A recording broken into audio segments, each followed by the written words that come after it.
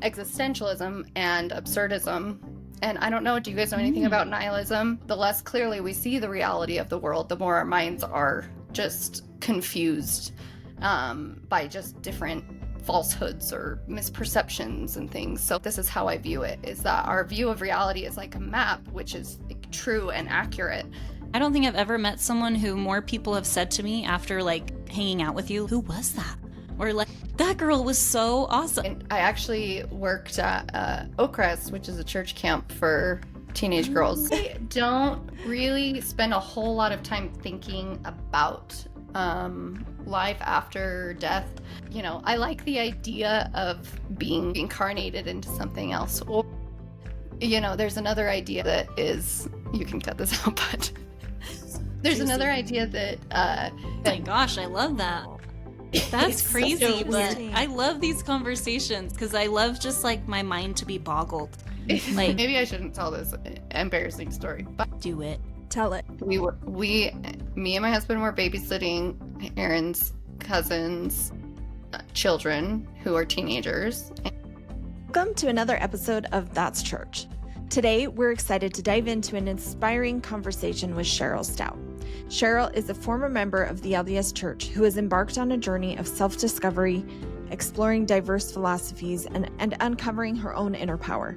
With a deep passion for connection and spiritual growth, Cheryl opens up about her spiritual journey, the philosophies of existentialism and absurdism, and what it means to create purpose and meaning in an ever-changing world. This is a conversation filled with wisdom, authenticity, and empowerment.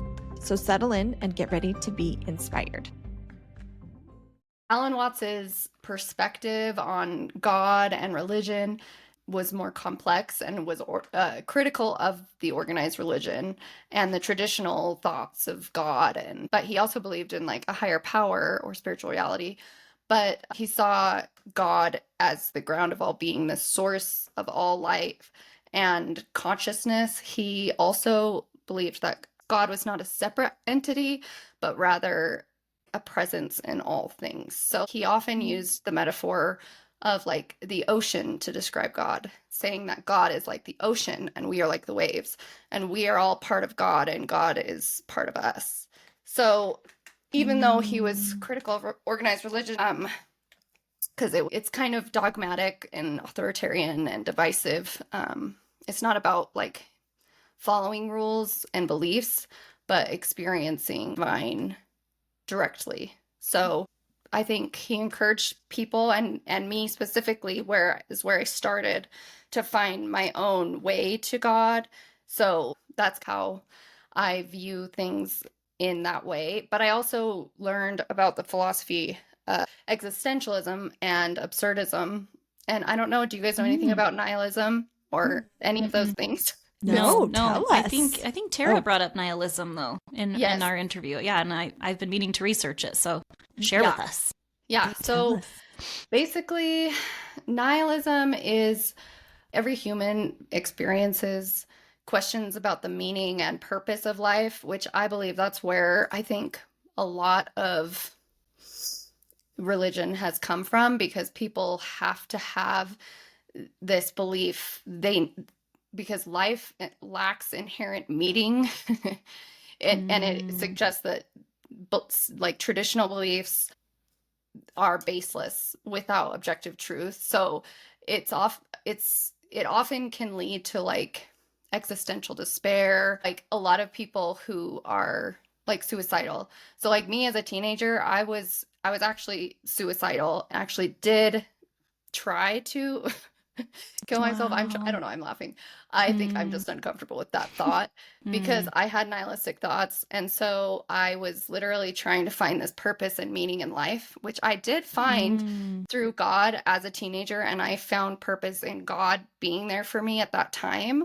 And that helped me through the nihilistic thoughts. But basically, existentialism and absurdism are beliefs that help combat those nihilistic thoughts, which are those meaningless, what is life, what is my purpose, all of this natural human questioning, basically. So existentialism and absurdism are very, very similar.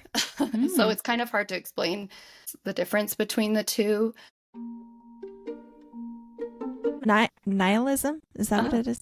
Yeah. So is it saying that there doesn't need to be purpose? Is that, No, that's or kind of it's the thought process, it's the belief that life lacks like meaning or value. okay. So like having nihilistic thoughts is like life doesn't mean anything. Life, it doesn't matter. And now I'm having some like existential despair and dread, knowing that life doesn't matter and there is no purpose. Gotcha. And so that's a scary and sad thought to have, Yeah. especially for, a teenager who's experiencing all this, stuff. And I'm sure anybody experiencing that Totally. is. But yeah, so nihilism is the belief that there is no meaning, and it kind of leads to that despair, where like existentialism is like, it emphasizes like your individual existence, freedom, and choice.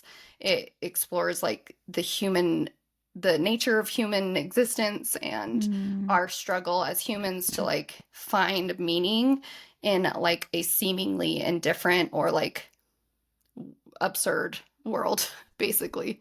Interesting. So existentialists don't necessarily have meaning.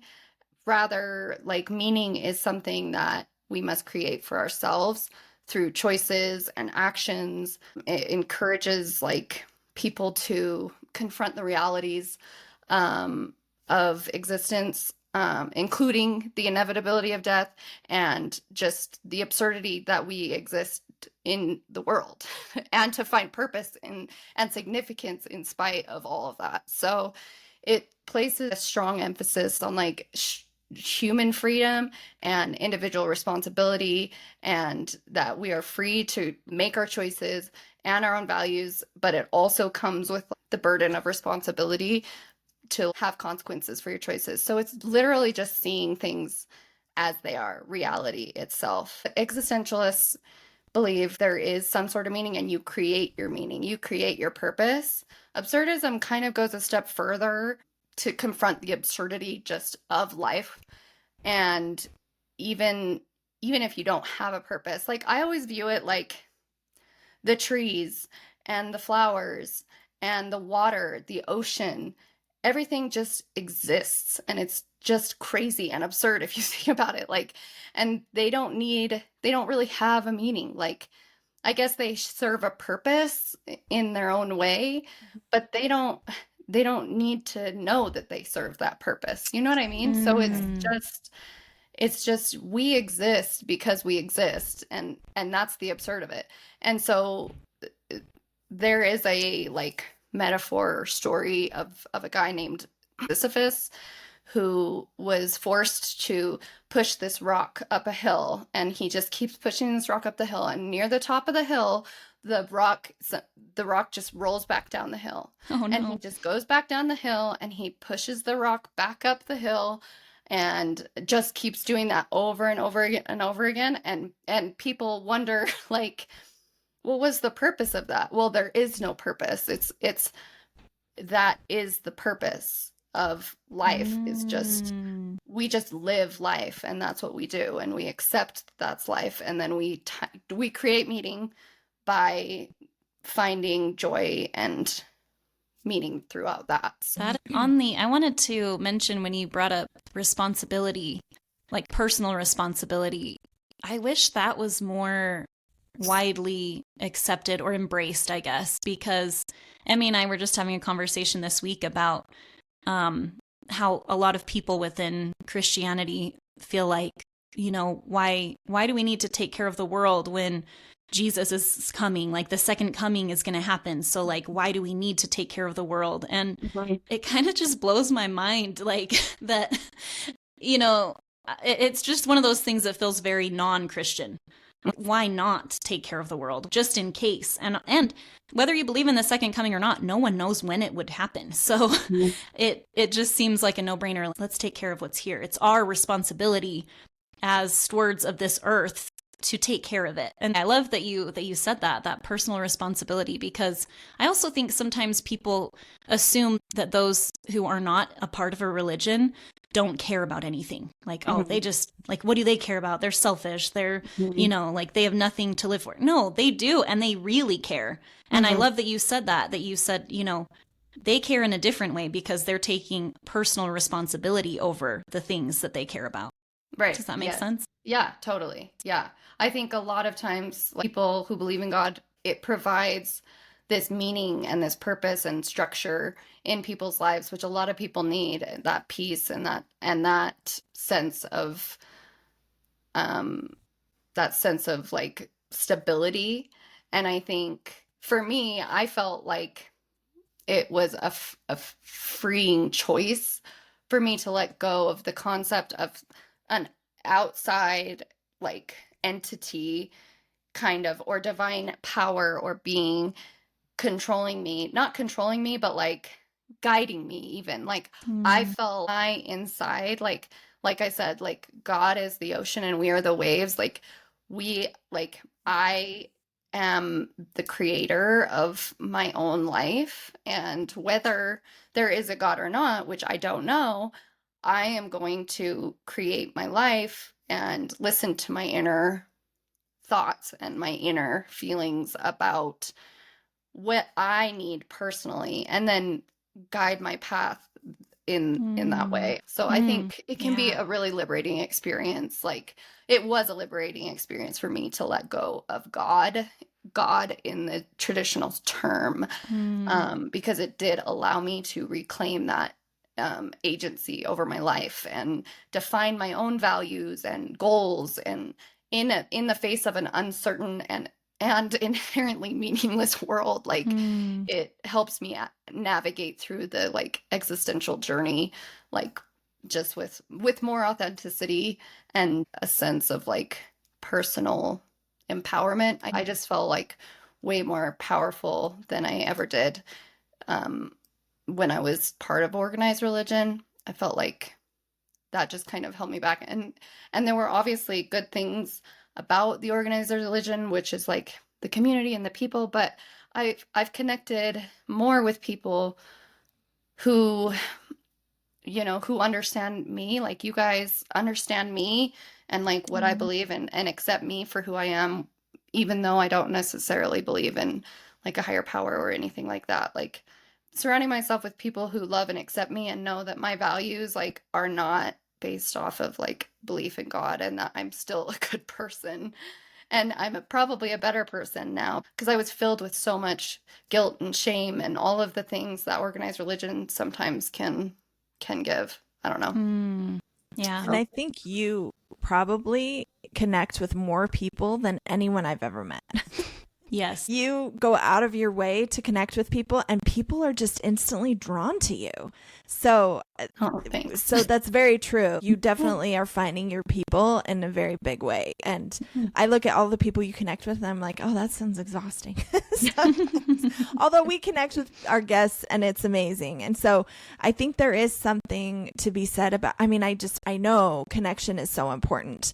And we just got home from a cruise to Mexico, and Ashley and our entire families, and I posted something on our Instagram that just said, we learned a lot of things. The number one thing was that family, friends, and connection are the most important. They're just, they're everything. I loved that. Yes. So I totally agree. Yeah. When we chatted with you last year, this is also interesting. I'm just learning about all of these different philosophies that I had no idea about from you and Tara, and I just didn't know that these ideas or beliefs existed. And it's so fascinating. And then last year you told us a little bit about like the power within yourself. And I think that's part of all of this. But can you kind of explain to us, how do you harness that power within yourself on a daily basis? And how has the shift impacted your outlook on life and spirituality? I tap into my inner power by just recognizing the agency, the autonomy that I have within the chaos of life, basically. And the shift has impacted my outlook on life and reality, obviously. But rather than like seeking external validation or meaning from a divine source, I just focus on cultivating my own sense of purpose and fulfillment for me, what that means for me. So the inner power just empowers me to like navigate life's challenges with like resilience and adaptability, because nothing is set in stone. Everything is always constantly changing. So you have to be adaptable to that, knowing that my existence is significant in its own right, regardless of any external validation that I will be getting from anybody, from God, from anybody outside of me. That existence in myself has helped me just to be resilient and adaptable, I guess. So I love the word adaptable. I really think that also, like, what a perfect word for any spirituality. And I think too, like you said, everything is subject to change. I'm a Libra, so I love everybody, literally. But I will say the people I have the hardest time with are people who are not willing to adapt, or just not willing to like open their mind up to new thoughts. Not even that they have to embrace them or accept them, but just the people that are just not even willing to hear others out. And so I love that word, adaptability. How has that been on your spiritual journey? Like, did it take you a while to adapt? Because I know in my own like faith deconstruction, it's taken like, I was thinking about it, it's taken like 3 years.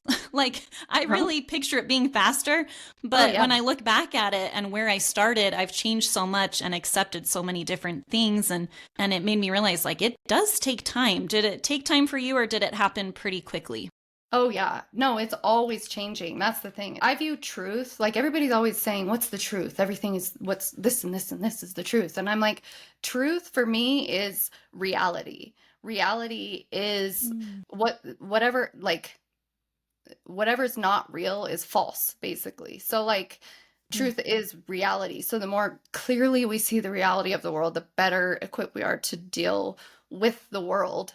So the less clearly we see the reality of the world, the more our minds are just confused by just different falsehoods or misperceptions and things. So like our view of reality is like a map. This is how I view it, is that our view of reality is like a map, which is like true and accurate.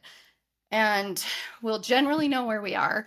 We've decided where we want to go, and we'll generally know how to get there. But if the map of reality is not accurate, is false, we will generally feel lost. And I think that we are not born with the maps that we have. We make them throughout our life. And so I think the more effort that we make to appreciate the reality, the larger and more accurate our maps will be. So I think it takes time to adjust and to adapt into the map of reality, which is truth, which is what we're searching for in life, is that truth. So like many people don't want to make this effort to adapt and to grow and stop making their map, and they just make the view of their world narrow. And the process of making revisions is so painful. Like I didn't really talk about the painful, realizations that I've had, and the growth and the like change that I've really had to open my mind so much, because I was literally revising my world map. But my world map now feels more true to me than it ever has, because I'm constantly keeping my mind open and able to adapt. Well, It's a painful and scary process, and it's overwhelming. And then when what happens when you've worked so hard to develop a working view of the world, and then you're confronted with a new information suggesting that your past view was wrong, and then your whole map needs to be redrawn. It's so painful, and it's so scary and so overwhelming, and so many people just choose to ignore the information, or unconsciously or consciously, really. But I think it's just a way to survive in this world, and it's so hard to literally change your mind. Like I feel like, and so many people say, once you see something, you can't unsee it, Mm. you know? And that's how I felt. And that's how I've continued to live my life. So like I'm continually going to continue to grow. And I don't claim to know everything at all, but I do promise to keep my mind open and to keep growing and to keep changing the way that I view things, or expanding my consciousness and my thoughts on just life and God and everything. So I hope Yes. that Oh, doesn't you got make me teary over confusing. here. Dang it. Oh. You can always tell when I hide behind the mic. But it Aw. was, I think I just never, I love that analogy of the map. Like, you spend so much time drawing out a map, and then you have to just wipe it away and start again. Like, that is it. Like, that is the deconstruction process. And it just really hit me. I don't know why I'm so emotional about it, but it really does feel like that. Like, so much work and effort, and then you have to start again. I don't know. That really hit me. I'm so glad you said that, because that, woo, I really, and again, like these things, you think that you're completely healed of different things, but it does bring up past memories of the pain and the hurt that comes with it. And luckily I'm in a much better place now than I was then, but you know, it comes, like redrawing a map comes with a lot of pain. And I always use the phrase of like moral compass, which I just feel like the map and the moral compass, they go so hand in hand. You got to write a book about this. And the thing is that it is hard, but you also use, I guess, in the analogy of the map, I suppose, like you use that map still, like it served a purpose for you. And so that map was not, even though my map from when I was 12 or 8 or however, like 20 even, that map served my purpose. Like that map was there to help guide me to where I am now, you know? So even though that map is irrelevant now and everything on the map now has changed and all of the things have been taken away, but like it still served its purpose and I'm still thankful for it. And I'm still thankful that I had the experiences that I had, because I wouldn't be who I am without having experienced what I had before. And so I totally get the pain and the heartache that comes with the deconstruction process of it all too. It's just it's just something that you have to have gratitude for, that you've had a map, you've had the map that you knew that you thought was best, and then you were given new information, and now your map is just getting more and more refined, and you're getting better at finding your way and figuring out what is important to you. So I think that's kind of how I view it. And I feel like my moral compass now has been refined because of all of that. Yeah, for sure. While you were talking, I was taking notes because I had a few things that came to my mind as well. And this is kind of going back to like the inner power that you have. And I think that's so beautiful, that you feel that power, because I think we all have, whether you believe in God or destiny, or you're choosing your own path, or creating your own purpose. I think we all have power within us. And I think a lot of us are nervous to tap into that because we think we have to be too humble, or we have to give all credit to God, or, you know, but whether you, like I said, whether you believe in God or not, you still have a power within you. And my daughter and I just watched the movie Wish, and I hadn't seen it in a long time. And it was like a couple days ago. At the end of the movie, she says, "Oh, we're all stars." And it shows everybody realizing that they have power within themselves. And then all of a sudden they all their chests light up like stars, and they gain that power that was in them all along, you know, but they just didn't know it. And so they were all able to combat the bad guy, and he lost his power because they were able to find their own. And anyway, there's just something so beautiful in finding that, you know. Every individual person has that already. From the time you're born, you have that power within you, no matter what you believe. And so I think sometimes it's just finding the confidence to harness that, you know. and being okay and knowing that you're not going to diminish another person, like just you empowering yourself and using the power that's within you does not belittle anybody else unless you belittle someone else. Right. It just, it just enhances your love for yourself. It just radiates out into to others because you're not competing with anybody. Everybody has their own sense of themselves. It's not a judgment. It's basically love. Your self-love really does radiate out to other people, and they can feel that and feel empowered by you feeling empowered. I think, I don't know. And you're the perfect example of that. Like Emmy said, I don't think I've ever met someone who more people have said to me after like hanging out with you, like, who was that? Or like, like that girl was so awesome. I'm talking about like in a big party. Obviously, if it's a small gathering, they would have known you. You would have talked to them more. But you know what I'm saying? They're like, wow, that girl, she was awesome. She was so kind. There really is something about your energy where people feel like they can be themselves right away, free of judgment. And I just feel like that is something that is so unique to you and so special about you. And you're right. Like the map you drew helped you become that person. You know, I mean, we've known Cheryl for years. She's one of our brother's best friends. And but now ours. I am so glad that now we know you even better. Now Emmy and I consider you our best friends. Yeah, take that, Aaron. and I'm just he was so her glad best friend because since like elementary, right? So yeah. That's anyways, we've known you forever. Yeah. For sure. Sorry, and I'm just so grateful though to know you, to be even closer to you now, and you do radiate that light. So thanks. So you were talking about accepting people, and we talk about this a lot, Ashley and I, because I think it's so important, and it's part of this podcast. Like inclusion is such a big part of this, but and opening our minds as well. Like I think that is so important, to open your minds to different possibilities and different ways of thinking.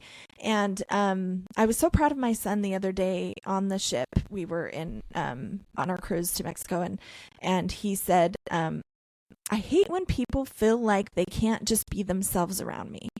And I just want them to know that I accept them however they are and however they come. And he said, and this is a teenage example, but he's like, I know sometimes people are afraid to swear around me, or if they drink, they're afraid to drink around me. And he's like, I really want them to just be who they are. And I was so proud of him in that moment. You know, I thought, I'm so glad that. That's so sweet. Cutting onions over here. Why?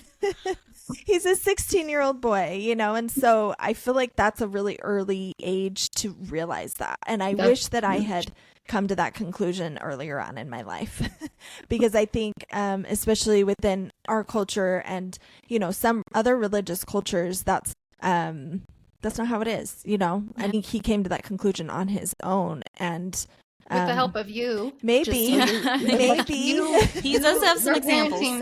This is a huge part of who you are too as a parent, I think. Yeah, maybe he sees that in us, and I hope so. I hope we have a little part of that. I feel like he's so much like me. I look at him and I always say, like, he is exactly who I was, but so much better. and I'm so glad that I learned the things that I learned growing up so that I could help him become that better. You know, it's just so rewarding to see our kids, you know, to get concepts and become good people, and it's so fun. Well, and a lot of adults have a hard time with that. So for him to recognize that at such a young age is huge, because there are grown adults that have the hardest time just like accepting people where they're at. And I do think it's cultural. I think it can happen within religions too.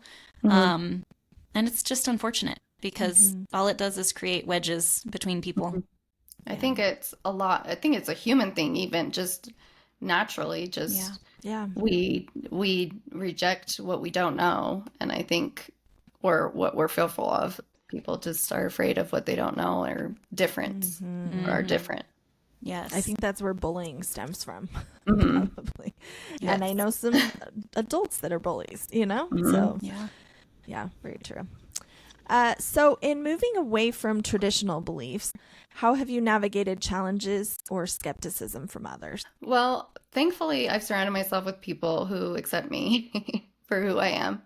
And I realize that not everybody is for me, and I may not resonate with other people. Like, part of my journey was energy. I'm not as much into energy work as much anymore, but I do believe in energy, and energy is real. And so I think my energy will resonate with certain people, and my energy will not resonate with certain people. And just knowing that I don't need anyone's approval or acceptance. Even it is nice to be accepted, and it is nice for people to love me for who I am and all of that, but I don't necessarily need it. If I live my life the way that I want to live it and am doing what brings me joy and happiness and peace, then nothing else matters. And so people who question me, but nobody really does. Nobody argues with me, because I don't argue with them, because I understand everybody is on their own individual journey and path. And I am not going to argue or tell somebody that they're wrong, because I'm not right and they're not right. Everybody has their experience. It's just your own experience, and your own experience is true for you, every single individual.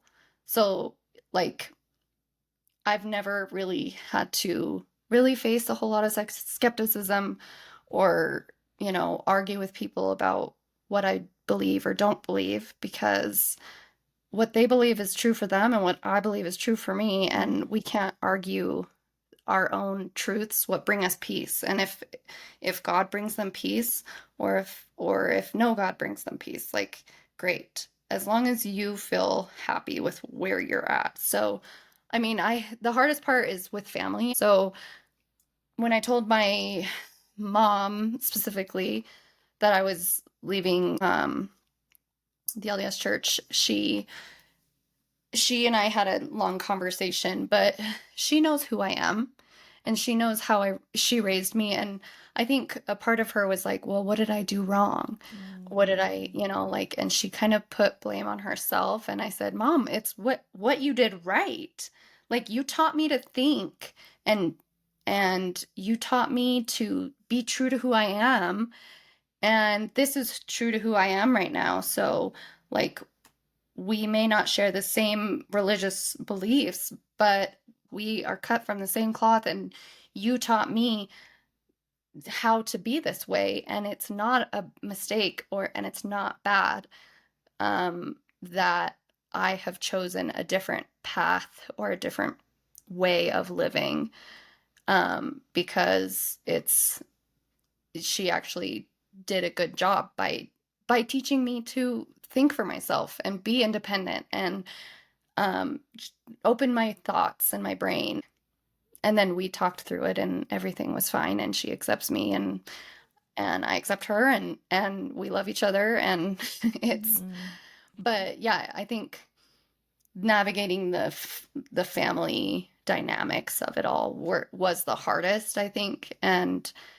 But I think now people can see how much happier and more to myself than I ever was before, where I was trying and striving for outside, expectations. I'm actually inward.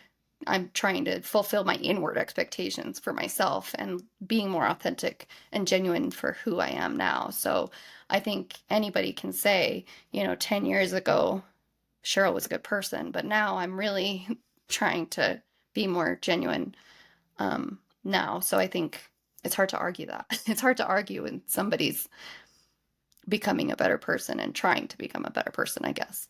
Yeah. Yeah. Well, that is, again, it just goes to your character, because you mentioned before that you surround yourself with people who, accept you, and I feel honored to be one of those people. I can speak for Emmy too, but we also feel so accepted by you, and I've never felt any judgment from you, or I do think that when people leave a religion, there is hurt and pain there, and people are going to express it in different ways, and they're going to, get angry. There's all the different stages of grief, and I went through it too, just in my deconstruction process.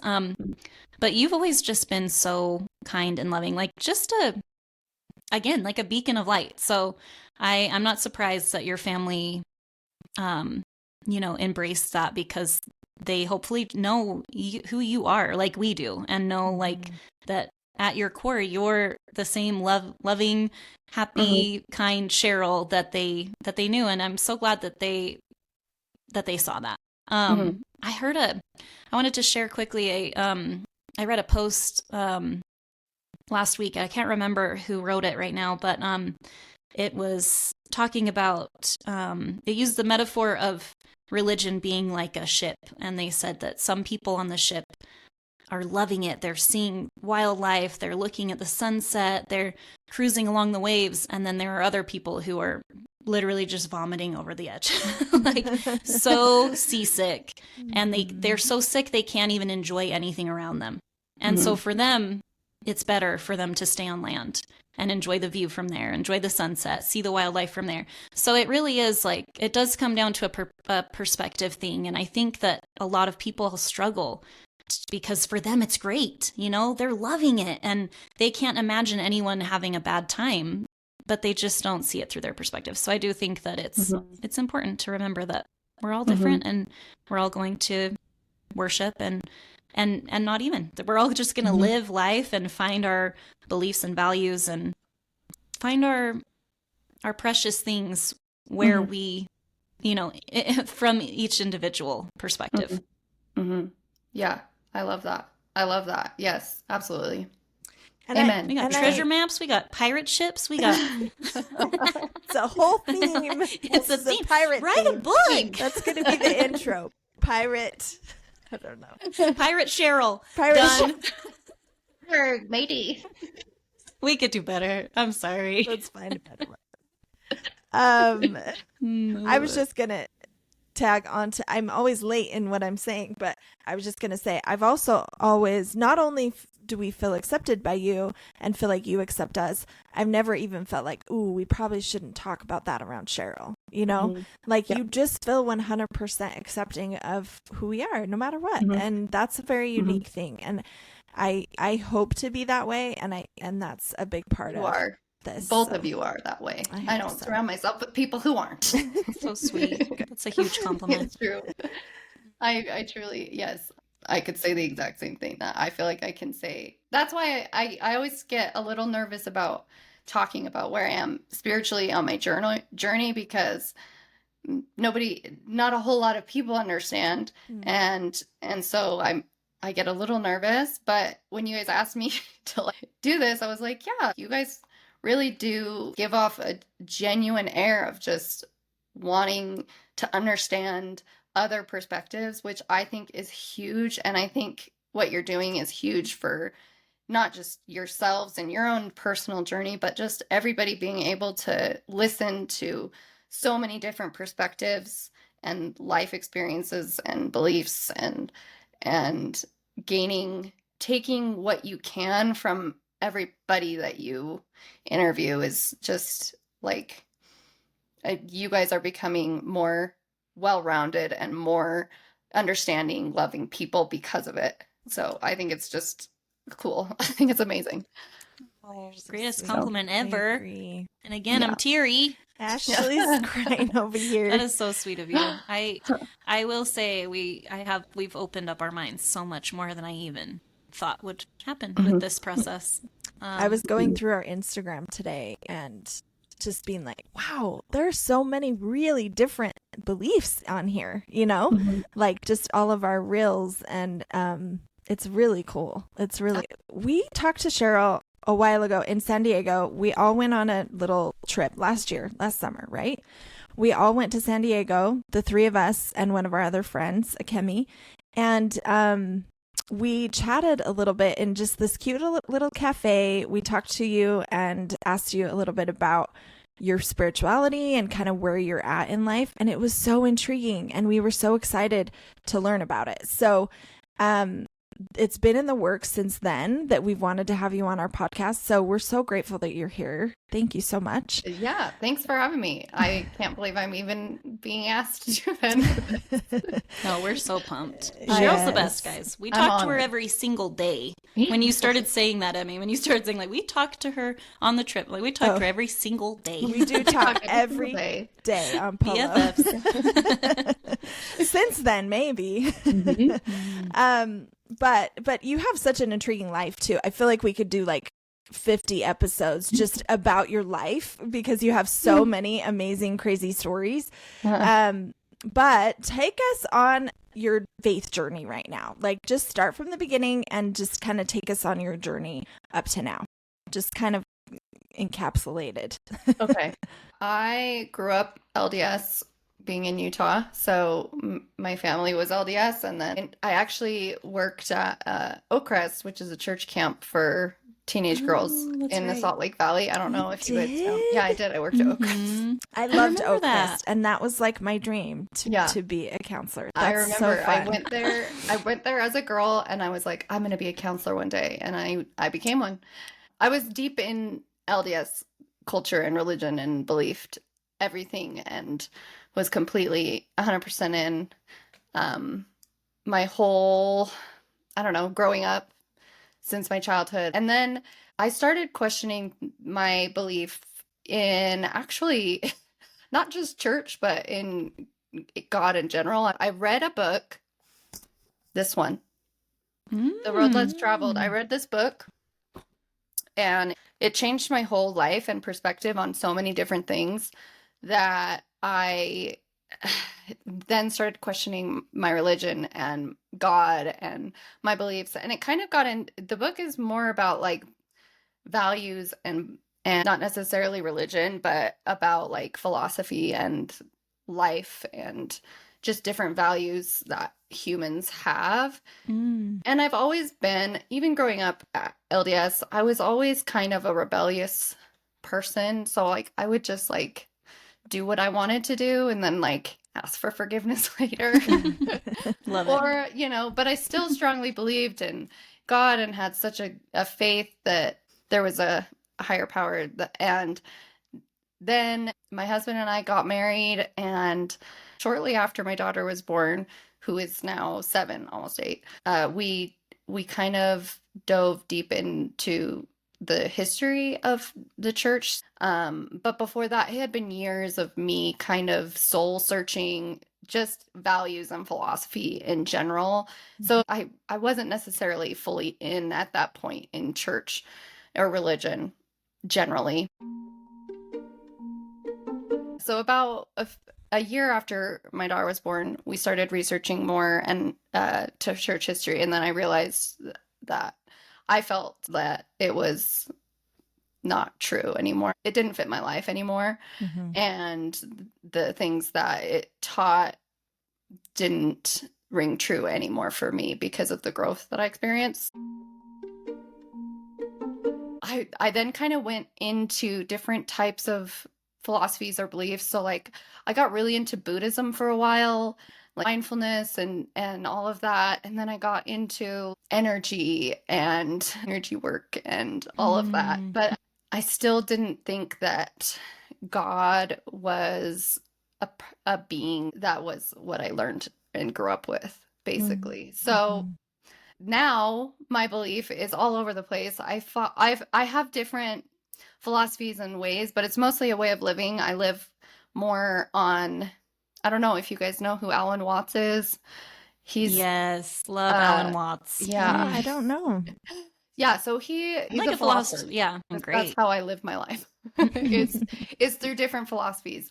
I love it. I think it's amazing, and I think it's so needed, especially just for people to, if they're in the space and they're open to understanding and learning new things. I think it's such a great place to be able to do that. And you guys create that safe place for people like me who are a little hesitant because we don't know everything. You're amazing. No, so you much are amazing. knowledge, and yeah, it's amazing to learn from you.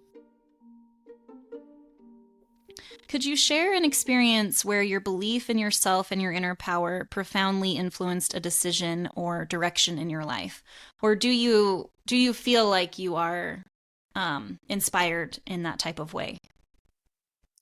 Yeah, I think like prior to releasing belief in a higher power, and that like everything happens for a reason. Everybody says that. Mm-hmm. I hadn't really tapped into that personal power I felt because I felt, everything happens for a reason, or there's divine intervention or things like that. So, Mm-hmm. and I feel like these types of beliefs, and I'm not judging anybody who has them, but for me, they just seem to absolve people of accountability for their own lives. So, like attributing everything to a divine plan beyond our control or anything like that. So, I found it disempowering in a way because I realized the importance of taking charge of my own life. Like listening to my intuition and just making conscious choices that like align with my desires and my values, and trusting in myself and my own capabilities. Like it helped me basically go back to school because at first I was like, what am I going to do? And then I think more and more, and obviously my whole life, I mean, I'm 33, almost 34, so I'm not old, but I'm not young, and I wasn't able to find what I wanted to do, and I was still stuck on what should I do and what's my purpose. And I think going back to school was a huge jump for me to like get into my own personal power and realize that I have the capability and the ability to, you know, pursue what I want and desire. And so I finished my degree in 10 months, and I just was self-determined and I persevered and I finished because I knew that I could. And that's what I wanted to do. And so I think I had a very clear goal of what I wanted, and I didn't ask for permission. I didn't ask for anything like that. I just said, this sounds like something that I really want to do, and this is something that I feel called to do. So that's what I'm going to do. I've been thinking about it for however many long years that I've been thinking about going back to school and finishing my degree and doing all this stuff. But I never did because I don't know if I felt disempowered or what it was, but it just wasn't the right time, I guess. I don't know. I think I was, Interesting. but then finally I became into my own self, and I was just like, I can do this. I'm going to do it, and I'm going to do it in 10 months. And that's what I did. That's amazing. So, yeah, so I just released the notion of like an external power, and now I take full responsibility for my life. If things don't go as planned, I approach the situation just logically and find solutions based on my like own abilities and resources, I guess. And I don't feel the need to rely on like a prayer or external support, since I trust more and more and more each day my own inner wisdom. So like whether you call it intuition or divine guidance, I think that every individual has their own inner knowing, and harnessing that power leads to positive outcomes, even if circumstances are different or deviate from like the original plan, if that makes sense. You're a therapist, or what is your degree? No. You're not a therapist, but you have a degree in Psychology. psychology. Yeah. So I got my bachelor's in psychology, but I do plan on getting my master's at some point. And then again, do you want to become a therapist, or what is your goal after that? Yeah, I think so. I think that's the plan. I don't know. I keep changing. I'm like, should I do? And that's the other part, is that it's exciting for me to live life because I'm like, well, what do I want to do? There's so many different options and so many different things that I'm interested in and like to do. And I'm like, you just choose a path and you do it, and then see where it takes you. And then if it doesn't work out, then you choose a different path and you take that path. And that's the whole purpose of life, is just embracing the act of living itself and making the mistakes or doing things. I do want to finish and get a master's degree in social work, but timing does have to be right, and I do have to plan logically. Like that's literally all it is. It's just planning and applying. She's also a kick-ass DJ, guys. Just saying, just putting it out there. All right, that's right. But it's clear that you understand like, human emotions and character, and understanding each other is like the biggest piece of life, and connecting with each other is the biggest way you can live your life, I feel like, is just by learning and connecting with everybody around you. Not everybody, but like, Yeah. No, I think sometimes too, we connection. think that like you have to go to school to have it end up being this or that, or like with this end goal. But there's so much wisdom and knowledge gained by just going, you know? Like we had Right. Patrick Mason on, and he's a professor, and I was like, how do I go to your class? Do I have to sneak in there? Because I would love to go and just learn Just again, learn. you know? Yeah, totally. I love that. I also I was just laughing to myself thinking of those quotes that we use, like everything happens for a reason, and you know, when God closes a door, he opens a window, and I like those are all sweet. They're sweet and all, but I think there's a time and a place for them, because sometimes I don't want that door to be shut, and I just want to like yell about that for a minute. Like I don't even want to look for a window that he opened because I'm still angry about the door being shut. Or, you know, like I think sometimes we use that to like also like push ourselves through the grieving process of like, it's okay. It's okay that your dad died. Like he's in a better place. Like, well, I just want to grieve. You know, I think that it's good to be mindful about, you know, like it's okay if those things help you personally. I think it's good to be mindful though of how we say those things to others. You know, just being a little more sensitive, I guess, around those and aware topics. like just being aware that not everybody thinks the same way that we do, and Yes, believes. You can put these in your questions, but I'm just curious, so do you believe in life after this life, or what are your beliefs there? Ooh, toughie. I don't really spend a whole lot of time thinking about life after death because I don't know. And I have a hard time. This is where I'm still learning and growing, I think, is that energy is real. And I feel like our energy has to go somewhere after we die, but maybe not. I don't know. And that's the best part, I think, about me. I think people want to know things so badly. They really want to know everything and want to have an answer for everything. And I don't know. And I don't really care to know, because all I know right now is that I am alive and that I love the people in my life and that I'm going to enjoy like the time that I have with them. Like, and so I think just really embracing the present moment in my life, like with my kids and my family and my parents, like I don't know if I'm ever going to see them again when they pass or when I pass. And that's a sad and scary thought to have. But at the same time, it really has increased my capacity to enjoy the time that I have with them now and really appreciate where I'm at now with them, because we just are not guaranteed any time. We're just not guaranteed any real answers. So I'm not going to spend my time trying to find the answer of if we live after we die. I'm going to just live now, right now. and just appreciate it now. So I don't know if that answers that question, but yeah, that's kind of where I'm at. And I think learning how to grieve when somebody does pass, I think learning how to grieve and get through that with the knowledge that I don't know and that I'm scared that I'll never see them again. Like they live on through my memory, and that's how I keep them alive here now. So whether I'll see them again or not, I keep them alive in my brain and my memory by spending that quality time with them and loving them now as they exist. So I've asked multiple people this that are atheists or that just maybe are hopeful.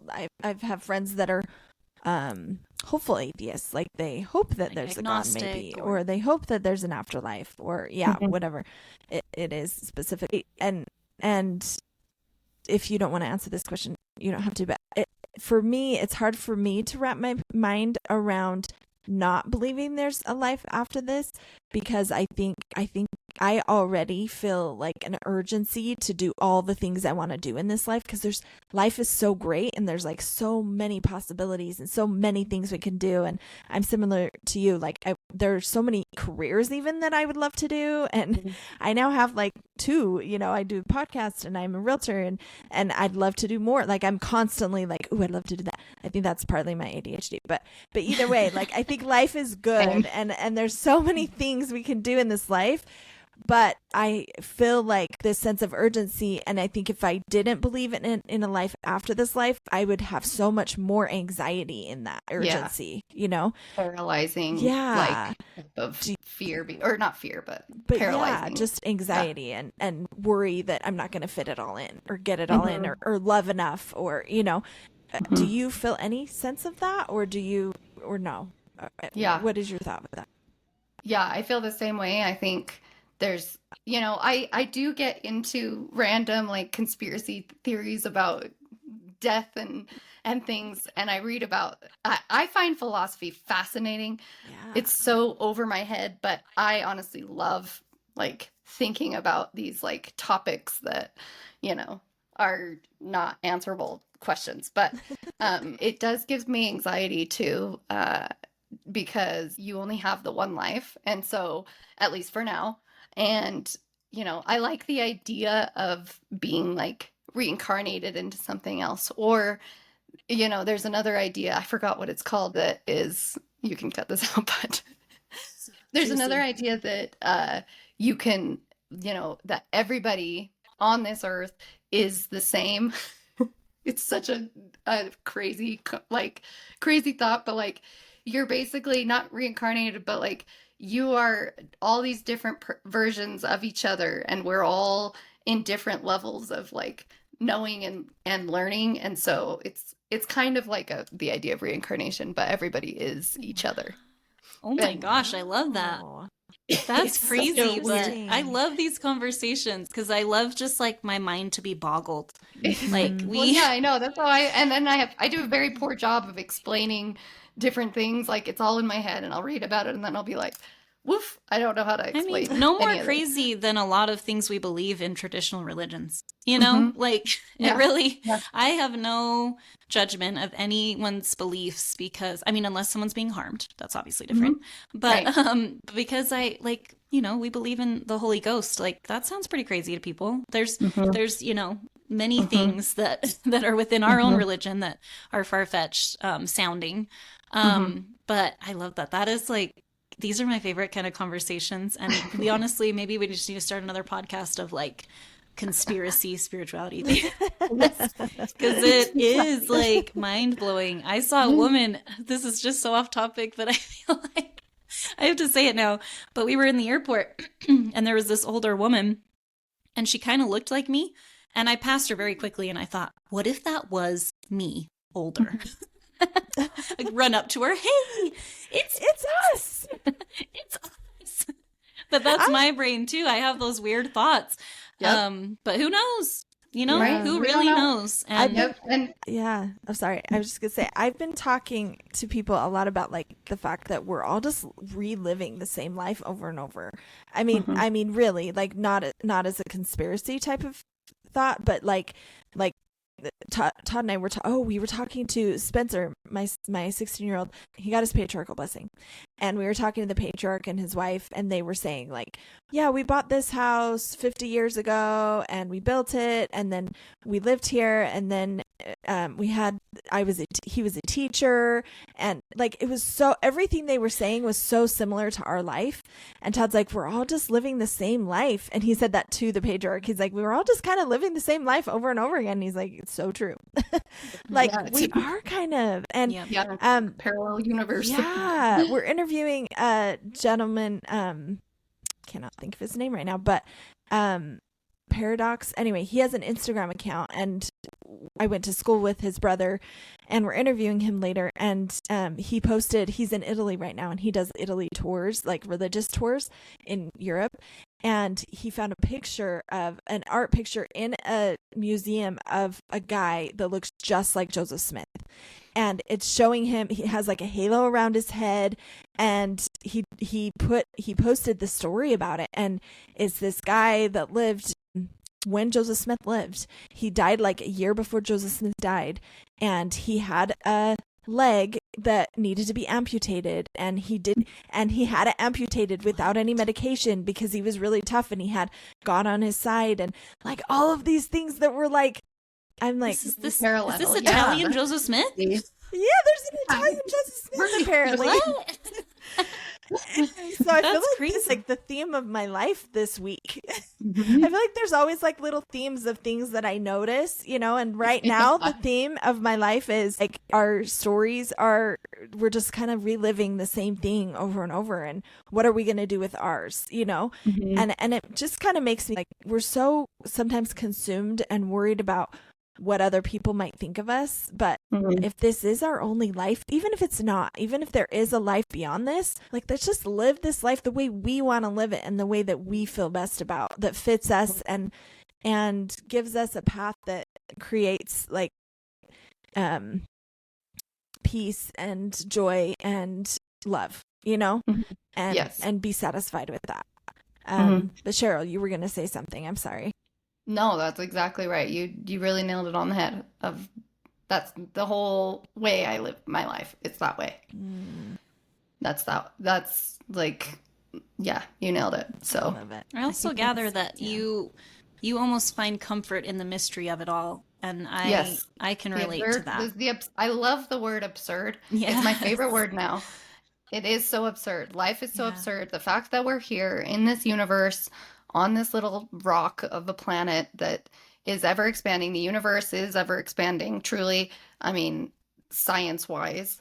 So, like, the fact that we're just existing is truly absurd, and and we get to choose what we're doing too. Like, we get to have choices galore. It's just crazy. I don't know. Oh, I love It's- it. it's- Absurd. That's what we're gonna name this episode. Absurd. This is a Absurd. very absurd episode. Absurd. I love Absurd it. Cheryl. Absurd. Absurd. Pirate Cheryl. Cheryl. We've done it. I mean, that's an attention grabber. If you see that on the shelf. Absurd pirate Cheryl. Yeah. I'll have my He'll be like, iPad. what is this? You'd be the hottest I'm pirate doing it. ever. I'm doing it in the notes. Oh, my friends and I always say that people look better pirated up. Oh, Like in Pirates of the 100%. Caribbean. Like, what's his name? Norrington. Jack Sparrow. Well, Jack Sparrow, of course. But even like Commodore Norrington, that's who it is. I'm like, they made him hot. Throw some dirt on him? What do you know? Yeah, I feel like Johnny Depp is the true. hottest he's ever been in Pirates of the Caribbean. 100%. He like embraced it after too. He just like became Yeah. Jack Sparrow. He's like, He- this is that's it. who he is. That's who he is in his own soul. And we're all Jack Sparrow. That's right. All combined. we're all Jack We're all Sparrow. We're all Jack Sparrow. That's it. We're all a version of him. Yay! My life And he's stream. a version of us. I love this. This might be our best episode yet. It really is. So good. It's so good. I really am. You can literally cut out No. every single. Nope. You can just cut this whole Absolutely thing. not. And you know how I said you could tell us we could take stuff out? I negate that. Never mind. Yeah. No. It's signed. It's signed. We got It's, it in you writing. signed the paper. You signed the release form. Yep. It's all in there. You get to do what you will. All right. Oh my I'm gosh. just kidding. Okay. If there is on something this, you want, on you this can. silly. Oh, sorry, Emmy. Go I ahead. didn't hear you. Go ahead. Can I you didn't hear hear me? you talking at the end there. Go ahead. Finish up. That's all. I was done. I'm so sorry. It's like when we That's all so talk at the same weird. time too. You really go into the nothingness. I'm gonna have Todd fix this. I think it's on your end, maybe though. Maybe. I don't know. Maybe it is, but I Okay, don't know. go ahead. Okay, on that silly note, this is our last question. This is our fun little random question that we like to end with. And you can pick between these two. You can either share an You can either share an embarrassing story, or you can answer this question. If your life had a theme song, what would it be? It's a good Okay, one. this was the hardest question out of every single question that you guys asked. This was the hardest We one. save it for the end. I honestly, I'm thinking, what is an embarrassing story that I have? And I don't get, I mean, I get embarrassed. My life is just embarrassing, truly. But like, I am the cringiest person of all time. But I don't Whatever. like get embarrassed in a way where it's like people are like, you really should be embarrassed of that. Well, I don't, But I'm not. but I'm not. That's She embrace But it. there is, I love it. I don't know if this is appropriate, so maybe I shouldn't tell this embarrassing story. But Do it. Tell it. me and my husband were babysitting Aaron's cousins' children who are teenagers, and anyway, he was staying with them at the house. And you can totally cut this out, by the way. Actually, you know what? Maybe I shouldn't say this. No, do it. Do it. I think And then I've if you heard it. Now decide I'm to trying cut to it later, remember. tell us. Yeah, if you decide you want us to, tell us. But I mean, I don't care. It's anyway. My husband was staying at their house, and I had left for the night because I had to go back home with my baby. And right after I left, he had sent me a naughty text, not like crazy naughty, but like a little naughty. Yeah. And it was actually to the group chat with all of the children in that he was babysitting, all of the teenagers. No. So then he immediately sent like Oh, letters, no. letters. So like the text would go up. Yes. And then like he screamed through the house, "Don't read that text." Oh. That's amazing. And Love one of them it. was on the phone with their parent. And so when that all happened, They knew. Like, Oh let no. alone, and just to say, There's no hiding they it. never asked us to babysit again. Oh, come on. It's good for teens, you know? But it was Gosh. that was probably my most embarrassing moment because So and it wasn't even mine. Yeah, I it was my gonna say husband's, that's but like still, secondhand embarrassment. it's Yeah. secondhand Yeah. embarrassment, but still, I mean, So- partly me. You were kind so. of part of it. Yeah. Yeah. I love that It it's was the group to thread you. to everybody. That is so Yes. funny. That is Oh the my best. gosh. Oh my Yeah. gosh. I Oh, love and then it. my song. Okay, we'll Oh, say yeah. a song too. Yes. My very favorite song that I live my life. First Can I aid pull- kit, I'm guessing. Well, I do love First Aid Kit, but It's okay. but the song that I love and really encapsulates my energy. You can go ahead and listen to this after, but I'm excited. it's called Creator by Santigold. Ooh, I don't know the song. It's a pretty absurd song for Yes. sure. So, but you should listen to it. It's called Creator by Santigold.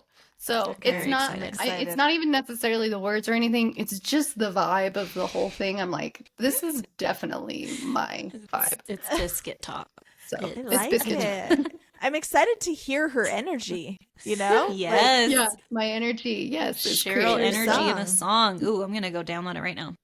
Okay, Yeah. yes, and then you can laugh at me when you listen to it. So So, excited. fun. Thank you for joining us on this thoughtful journey with Cheryl Stout. We hope her insights on spirituality, personal empowerment, and creating your own path resonated with you as much as it did with us. If you enjoyed this episode, please be sure to follow That's Church wherever you listen to podcasts, and please give us a review on Apple Podcasts. It helps a lot. Connect with us on Instagram at That's Church Podcast. And until next time, keep exploring, keep questioning, and remember, you have the power to create meaning in your own life.